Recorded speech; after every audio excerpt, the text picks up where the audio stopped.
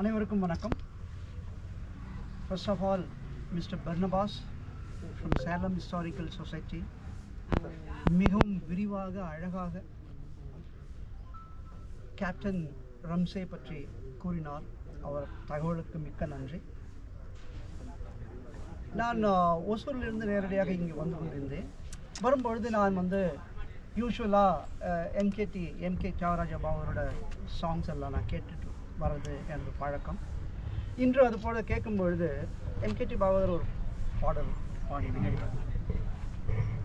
மிகவும் தவம் புரிந்தால் மட்டுமே நாம் மனிதராக பிறப்போம் என்று சொல்லிட்டு ஒரு பாடல் பாடியிருக்கார்.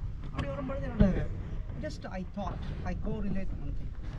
மனிதராக நாம் பிறந்தோம், இராணுவத்தில் அல்லது நேவி ஆர் ஏர்ஃபோர்ஸில் நாம் பணிபுரிந்தோம். நமது இளமையை நாம் அங்கு அர்ப்பணித்தோம். It's a voluntary force. In India only it's just a simple voluntary force. Voluntarily we go, we serve the nation and come. But நம்ம எந்த லெவலில், whether it is officer or JCO or சிப்பாய் or whatever it is, in whatever the capacity நம்ம மிகவும் சின்சியராக நாம் பணிபுரிந்தோம், நாட்டுக்காக பணிபுரிந்தோம். அதற்காக மனிதராக பிறந்தோம், இராணுவத்தில் பணிபுரிந்தோம், இங்கே வந்திருக்கிறோம். Similarly the police forces, central paramilitary forces அவர்களும் பணிபுரிந்து வருகிறார்கள். இந்த வகையில் மிஸ்டர் பர்னபாஸ் சொன்னது போல 1846 during one army exercise captain Ramsay and his horse got killed. அதற்காக இந்த மெமோரியலில் அவங்க பண்ணாங்க. whoever it is, whether it's a British soldier or Indian soldier, it's immaterial.